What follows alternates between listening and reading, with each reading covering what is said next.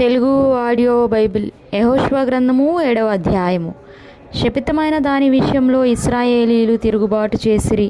ఎట్లనగా యూదా గోత్రంలో జరహు ముని మనుమడును జబ్ది మనుమడును కర్మీ కుమారుడునైన ఆకాను శపితము చేయబడిన దానిలో కొంత తీసుకొనెను గనుక యెహోవా ఇశ్రాయేలీయుల మీద కోపించెను.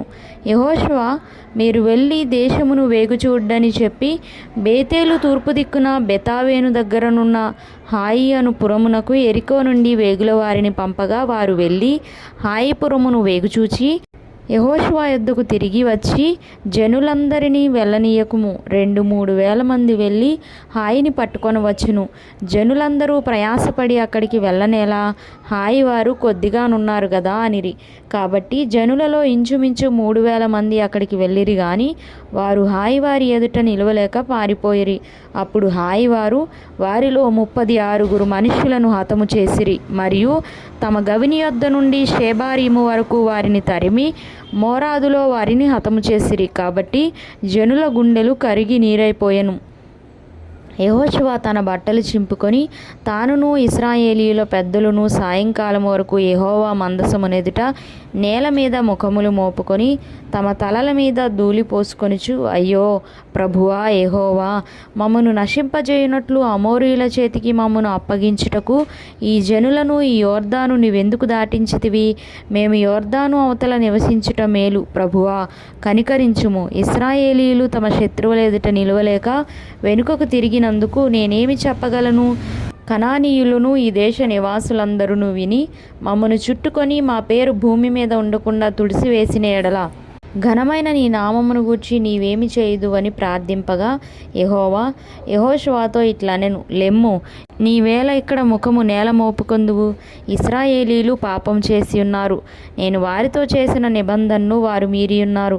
శపితమైన దాని కొంత తీసుకొని దొంగిలి బొంకి తమ సామానులో దాన్ని ఉంచుకొని ఉన్నారు. కాబట్టి ఇశ్రాయేలీలు శాపగ్రస్తులై తమ శత్రువుల ఎదుట నిలవలేక తమ శత్రువుల ఎదుట వెనుకకు తిరిగిరి.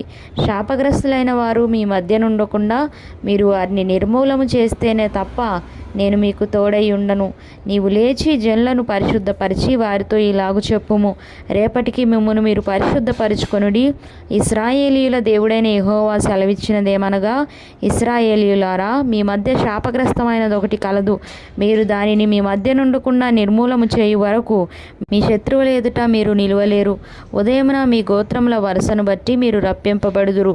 అప్పుడు యెహోవా ఏ గోత్రమును సూచించునో అది వంశముల వరుస ప్రకారము దగ్గరకు రావలెను.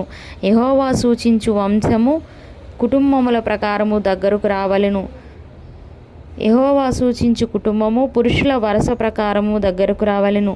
అప్పుడు శపితమైనది ఎవని యొద్ద దొరుకునో వానిని వానికి కలిగిన వారినందరినీ అగ్నిచేత కాల్చివేయవలెను. ఏలయనగా వాడు యెహోవా నిబంధనను మీరి ఇశ్రాయేలులో దుష్కార్యము చేసిన వాడు అనెను.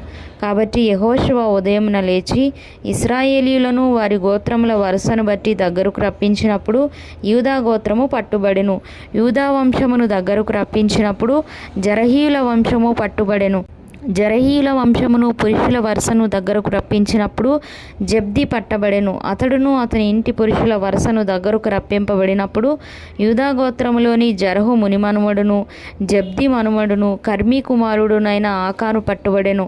అప్పుడు యెహోషువ ఆకానుతో, నా కుమారుడా, ఇశ్రాయేలు దేవుడైన యెహోవాకు మహిమను చెల్లించి ఆయన ఎదుట ఒప్పుకొని నీవు చేసిన దాన్ని మరుగు చేయక నాకు తెలుపుమని నేను వేడుకొనిచున్నానని చెప్పగా ఆకాను యెహోషువతో, ఇశ్రాయేలీయుల దేవుడైన యెహోవాకు విరోధముగా నేను పాపము చేసినది నిజము.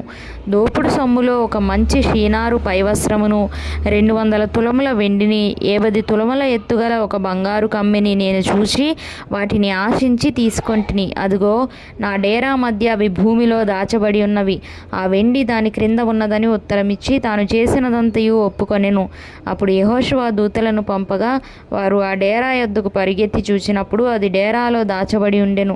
ఆ వెండి దాని క్రింద నుండెను. కాబట్టి వారు డేరా మధ్య నుండి వాటిని తీసుకొని యెహోషువ యొద్దకును ఇశ్రాయేలీయుల యొద్దకును తెచ్చి యెహోవా సన్నిధిని ఉంచిరి.